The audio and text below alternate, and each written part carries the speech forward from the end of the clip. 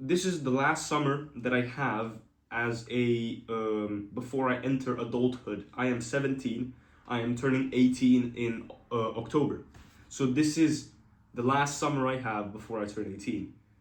And that, in my opinion, is a big deal because, you know, summer is a time to do dumb shit. It's a time to smoke hella weed, drink a lot, go out with your friends, create some type of lore, you know, like you're free, you gotta do some shit. And so, in my dumb 17-year-old brain, I'm like, you know, 17, I can't do dumb shit because I'm 17. I'm not an adult yet. But at 18, they're gonna have, like, there's gonna be different expectations of me.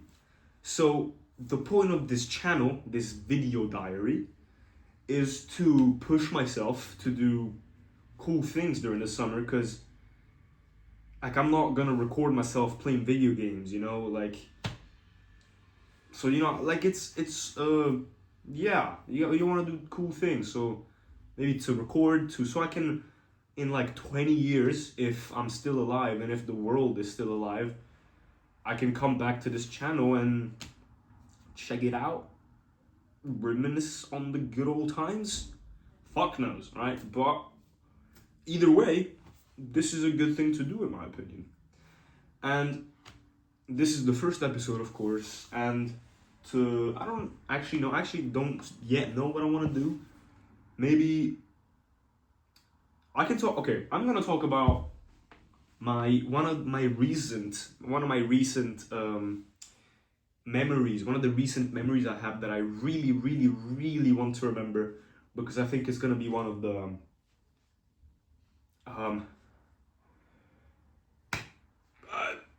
fucking, I don't know, one of the core memories, one of my happiest memories. There's this band, it's a Danish punk band, and actually, I'm not gonna move it, but I have a couple of stickers on there from them.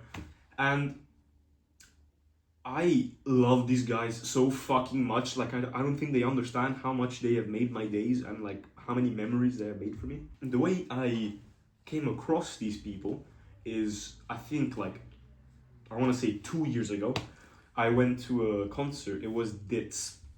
It was like I think it's an English or Irish indie. I don't really know what type of music it is. It's good music. And the support band was a certain Users. And I'm like, didn't know what they were. They had like 300 monthly listeners on Spotify. I checked them out before. And I was like, cool, like, yeah, you know, support band, I'll go watch them. And me and my dad pull up to this bar. It's like 50 people, 20 people, like very little people.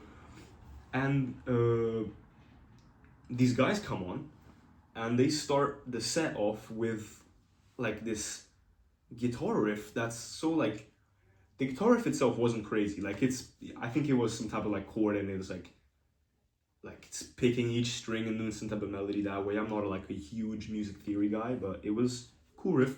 That wasn't the thing I'm getting at here. And I was 15 at the time. I would have been, I think, 15, 16, around that time. And these guys were singing about things and emotions that I couldn't quite articulate yet. Like, one of their songs is called Why Can't It Fucking Change? And from a punk band, you can kind of guess what Why Can't It Fucking Change is about, right? And that's exactly how I felt. Like, precisely pinpoint why can't it, literally exactly that. And me, I've always never been very, like, kind of impassible. I've never been like very moved by music or whatnot. Like, I never cried at a song.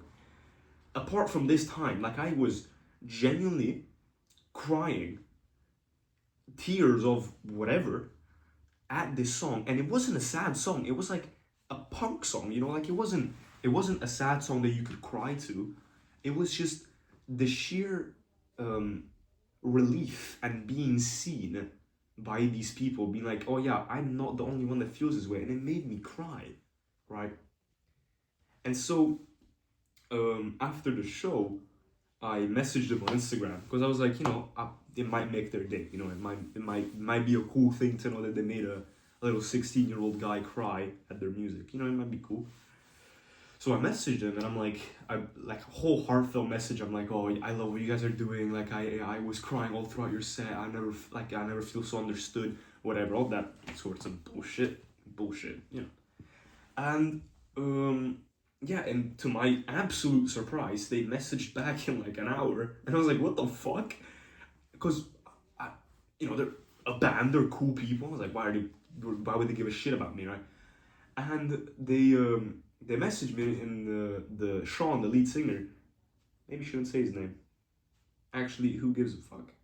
The lead singer, and the lead singer tells me, if you come to the next show, come say hi. And there I was like, oh my god, like, fuck yes, you know, like, I was so hyped. And then at the next show that I went, this was maybe like, when would it be the next show? Would it be, yeah. I think this was like 6-8 months afterwards, because, you know, I don't know, actually might have been before that. I have no clue, genuinely no clue. And so I went to their show, and I saw the lead singer outside, because, you know, like, he sent me a selfie for whatever reason, and, you know, he was like smiling, whatever. So I saw him, and since I remembered, you know, let me go up, say hi, you know, like, then I went say hi. I didn't actually like, I wasn't like, yo, I was the kid that messaged you, because I was like, that's kind of like, why would I do that? That doesn't matter.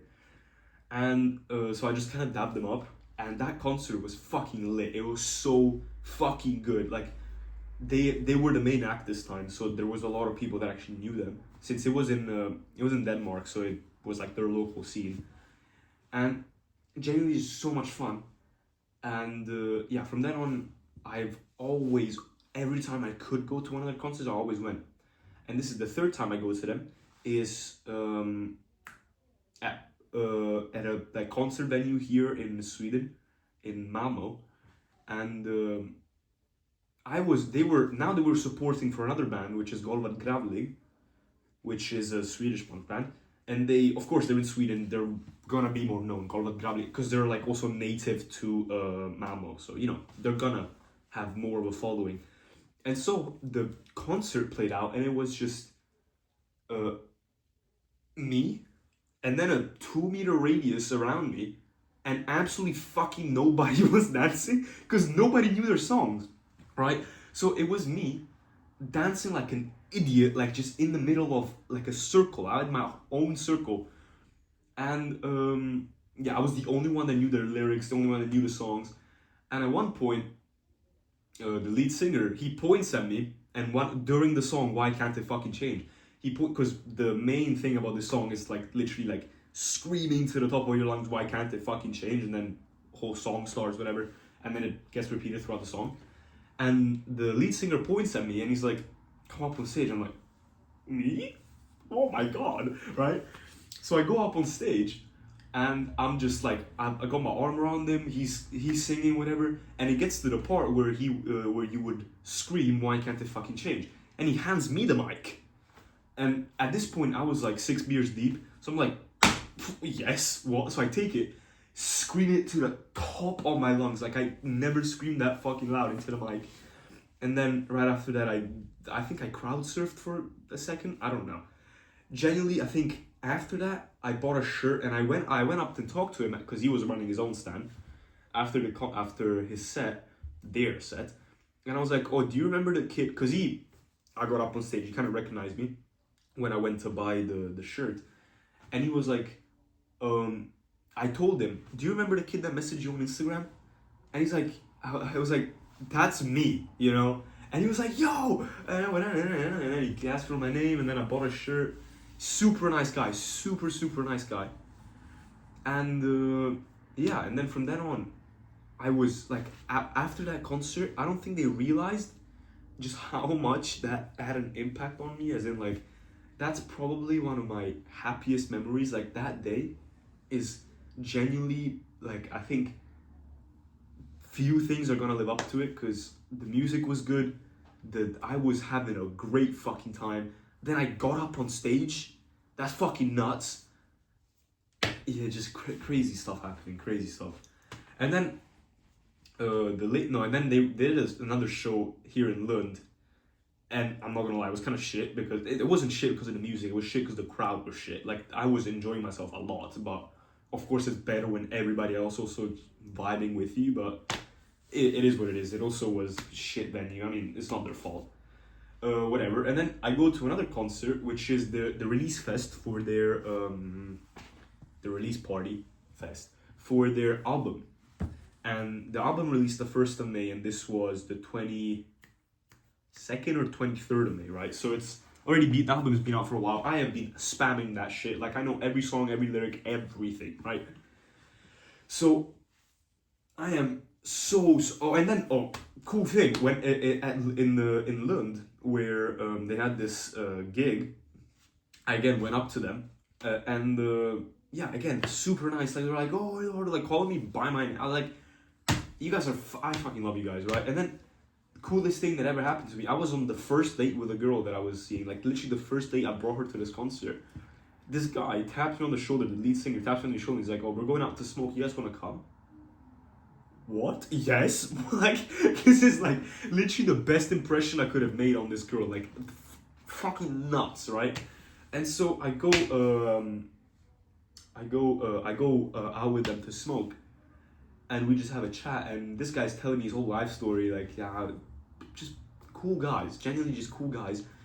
And then they have this set, kind of shit, but it's not their fault. It's like the venue was bad, that's, you know.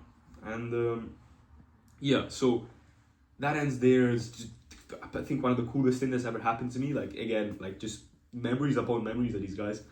And then the last show that I went to them was the 22nd of May, which was the release party for their album.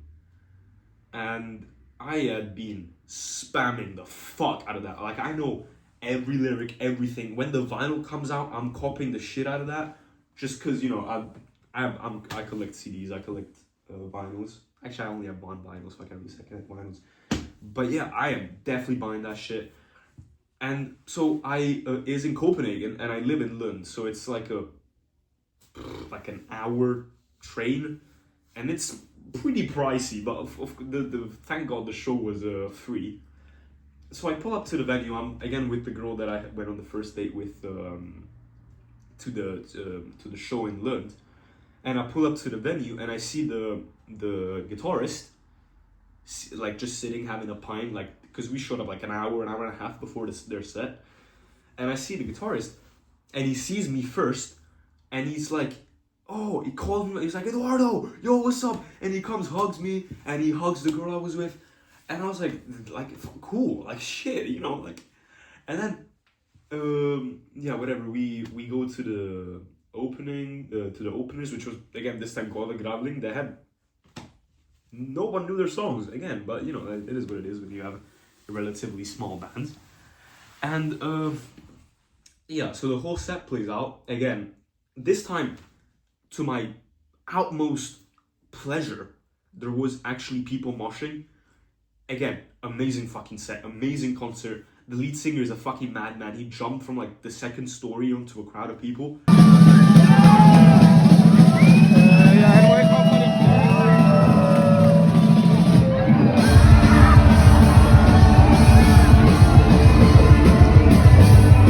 Just crazy shit happening, right? Again, there was like a little grandma and a grandpa dancing in the pit, and I was like, this is the coolest thing ever.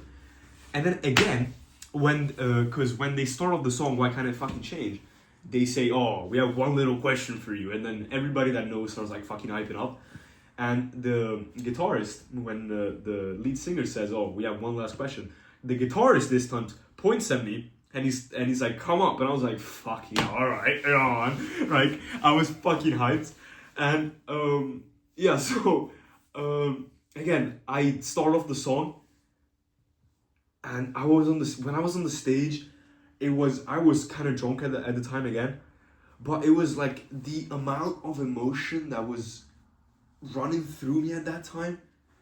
It was not even when I was on stage, it's throughout the concert.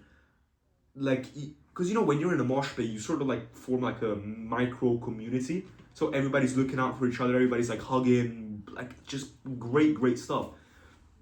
And so when I got up there, it was just like kind of the climax of the whole night. And then it was sick. This isn't even the full story.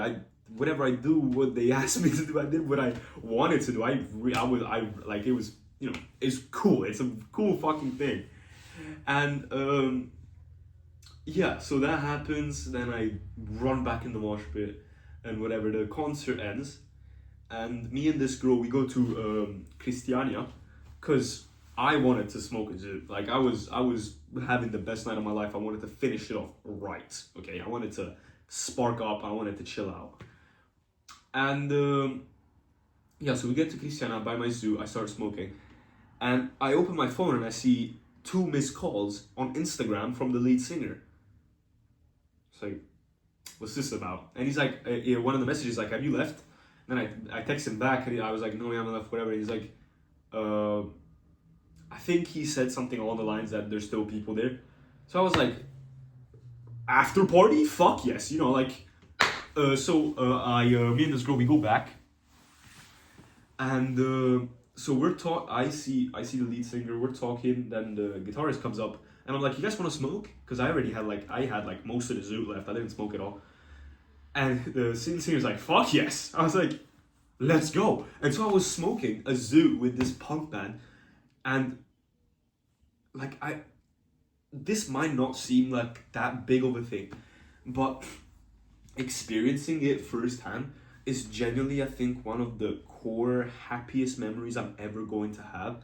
Like, it's just music and good people and just so many emotions all huddled up into one night. I can't explain it. Like, it's such a crazy feeling. It's such a, yeah, just crazy. Just everything about that night was wild. It's not always gonna be like this. Like, now I just wanted to do like a little diary talking about what I really want to remember, because this is, I think, hopefully my brain holds up until I am well in my old age to remember this, because I really want to remember it. Yeah, I mean, that's it. Don't really have much to talk about else. I might film something else during the day. I might go skating. I don't even know. Yeah, future me, you really like surf skating right now. If you give up surf skating, I'm gonna beat the shit out of you. That's that for today's episode of Summer of 26. I still need to figure out intros and outros, but yeah. So again, whole premise of this is a video diary. I'm not doing this to get famous. I'm not doing this for any other reason than just to have some type of record that I was here once on Earth, you know, and to look back on it when I'm older. Yeah, so this was my story of this incredible band that everybody that's watching this video should go check out. Their name is Users. They make punk music. They just released an album. They're fucking sick. They're good people. So if that can push you anymore to listen to their music, listen to it anyway. Great guys, great music, great vibes. Go fucking listen to them. Album is out. Pigs on Horses, I think it's called. I think it's called Pigs on Horses. The cover is Pigs on Horses. Go fucking listen to it. Bye.